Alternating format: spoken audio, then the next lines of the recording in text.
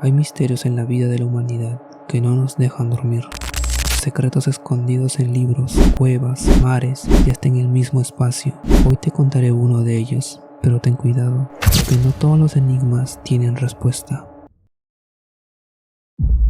Existe un libro que ha desconcertado a científicos, criptógrafos, lingüistas durante más de 600 años.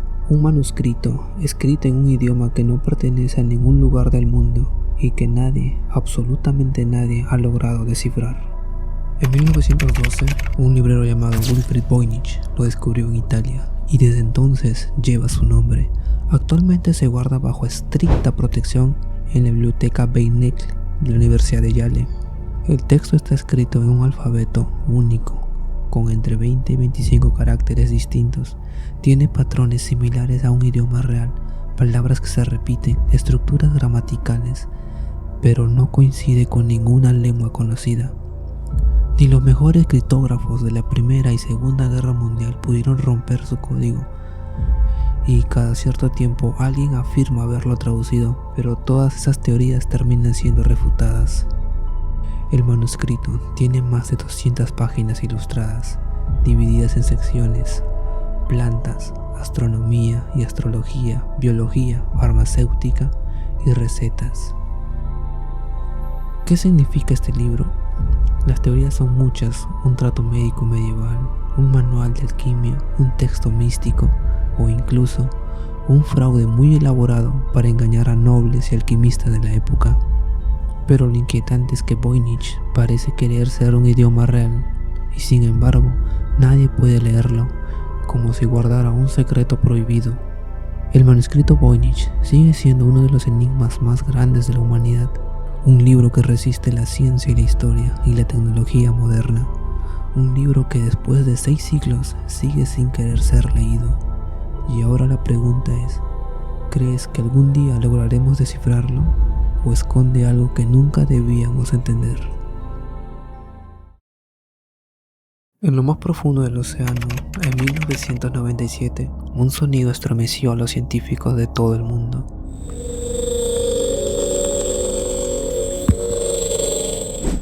Un ruido tan poderoso que fue captado a más de 5.000 kilómetros de distancia. Lo llamaron el Bloop, y hasta hoy sigue siendo uno de los enigmas más grandes del mar. El Bloop fue detectado por el NOAA gracias a micrófonos submarinos instalados en el Pacífico. Lo curioso es que el sonido era orgánico, no mecánico, y su intensidad superaba todo lo conocido. Para que te hagas una idea, ningún animal registrado, ni siquiera la ballena azul, el animal más grande del planeta, puede producir un sonido tan fuerte. El Bloop era un ruido profundo, como un rugido grave bajo el agua. Se replicó varias veces en diferentes ocasiones y sus frecuencias encajaban con patrones biológicos, lo que llevó a muchos a pensar en una criatura gigantesca. Pero ¿qué tipo de ser podría producir un sonido de semejante magnitud?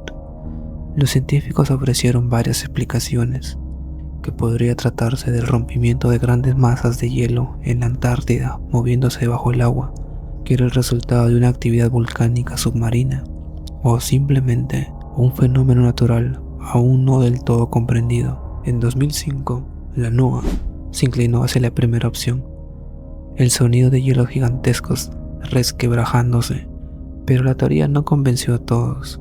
Muchos investigadores independientes y aficionados siguen convencidos de que no era hielo sino un ser vivo. El problema es que, si el Bloop fue biológico, estaríamos hablando de una criatura tan colosal que haría ver diminuta la ballena azul, una especie desconocida, oculta en las profundidades más oscuras del océano, donde el ser humano apenas ha explorado un 5%.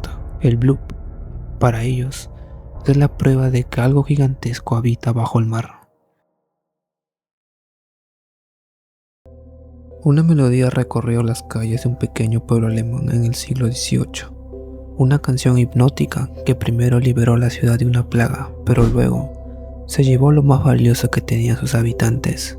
La historia se sitúa en Hamelin, Alemania, en el año 1284. El pueblo estaba desesperado. Una plaga de ratas había invadido sus casas, sus cultivos y sus almacenes de comida. Nadie podía detenerlas, hasta que un misterioso hombre apareció. Vestía ropas de colores brillantes y llevaba consigo una flauta.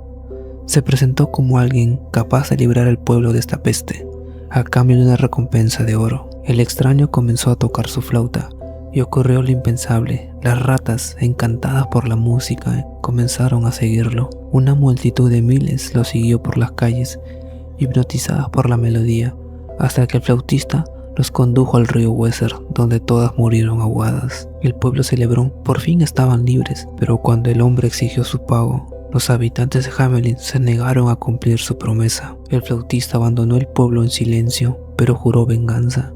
Unos meses después, el 26 de junio de 1284, regresó. Esta vez no buscaba a las ratas. Volvió a tocar su flauta y al ritmo de su melodía, los niños de Hamelin comenzaron a salir de sus casas, uno por uno. Los pequeños marcharon tras él, como si estuvieran hechizados. 130 niños desaparecieron aquel día y jamás regresaron. La leyenda está documentada en antiguos registros de la ciudad. En las crónicas más antiguas, solo se menciona la desaparición de los niños, sin hablar de ratas ni de música.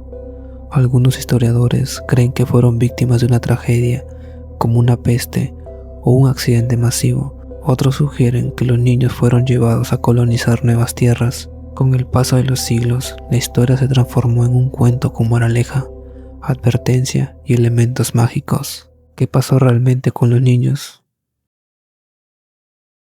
En lo más profundo de la selva ecuatoriana, existe un lugar que durante décadas ha estado envuelto en rumores, secretos y teorías imposibles. A primera vista parece una formación natural, pero quienes han descendido aseguran que sus túneles y pasadizos no se parecen a ninguna otra caverna. Rectos, con ángulos definidos y paredes tan lisas que parecen trabajadas, como si alguien los hubiera tallado hace miles de años. ¿Quién o qué? Las teorías no se han hecho esperar. Una de las más inquietantes habla de una biblioteca metálica escondida en lo más profundo. Planchas doradas grabadas con símbolos extraños que contendrían el conocimiento de una civilización olvidada. Un archivo prohibido capaz de reescribir la historia de la humanidad. Otros investigadores piensan que no estamos hablando de un pueblo cualquiera. Creen que los túneles son el legado de una civilización avanzada, borrada de los registros oficiales, que poseía tecnologías imposibles para la época. Si esto es real, entonces todo lo que creemos sobre nuestro pasado tendría que ser revisado. Y hay quienes van aún más lejos. Afirman que la cueva de Tallos fue construida o modificada con ayuda de seres de otros mundos. Según esta visión, las misteriosas planchas metálicas serían registros interestelares, un legado de visitantes extraterrestres que dejaron allí información para el futuro de la humanidad. Pero el misterio no acaba en la antigüedad. En 1976, una gran expedición internacional reunió a más de 100 personas entre militares, científicos y exploradores. Entre ellos, un invitado inesperado, Neil Armstrong, el primer hombre en pisar la luna. Armstrong descendió personalmente en la cueva. Oficialmente, se trataba de un estudio geológico y biológico, pero ¿por qué un astronauta de su nivel se interesaría por una cueva en medio de la selva? Semanas después, la expedición terminó sin revelar ningún hallazgo extraordinario.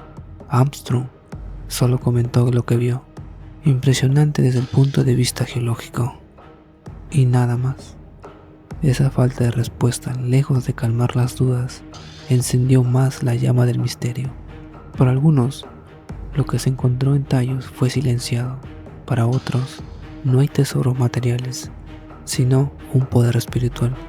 El pueblo Shuar, guardianes ancestrales de la zona, consideran la cueva un lugar sagrado, habitado por espíritus protectores. Según sus relatos, entrar sin permiso es arriesgado, no solo en la oscuridad física, sino en un plano que nuestra mente no puede comprender. Así, la cueva de los Tallos sigue siendo uno de los grandes enigmas del planeta. Imagina estar solo en el espacio, orbitando a Tierra a cientos de kilómetros de altura, rodeada únicamente por silencio absoluto, y de pronto escuchas golpes desde fuera de tu nave, como si alguien invisible tocara la puerta en medio del vacío. Esto no es una escena de ciencia ficción, fue lo que vivió el primer astronauta chino, Yang Liwei, en 2003. Yang viajaba en la nave Shenzhou 5, orgulloso de convertirse en el primer taikonauta en órbita. Todo marchaba bien, hasta que de repente escuchó un sonido extraño, un martillo metálico, seco, repetitivo, como si alguien golpeara la carcasa desde fuera. Alarmado, se acercó a la escotilla, miró hacia el exterior. Nada, ningún objeto suelto, ningún fragmento de basura espacial, nada que pudiera explicar aquel ruido. Solo la inmensa oscuridad del cosmos, y sin embargo, el golpeo continuaba, como si algo insistiera en hacerse notar. A su regreso a la Tierra, Yang contó el incidente, lo describió claramente. Era como si alguien golpeara la nave desde fuera. Y lo más desconcertante es que no fue el único. Otros astronautas chinos, en misiones posteriores, dijeron haber escuchado lo mismo.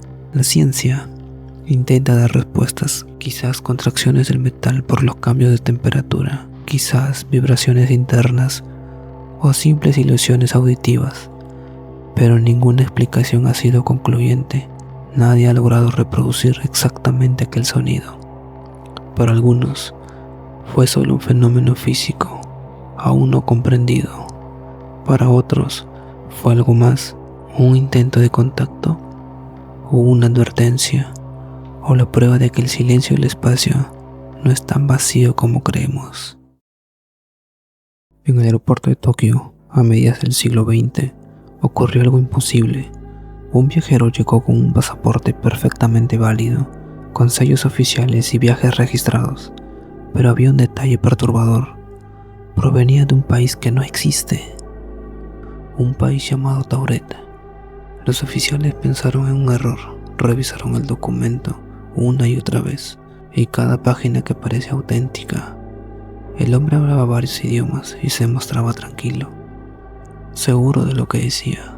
Cuando le preguntaron dónde estaba su país, señaló el mapa de Europa, exactamente donde conocemos a Andorra, pero él insistía: Andorra no existe, su nación se llamaba Tauret, y había estado allí desde hace más de 1000 años.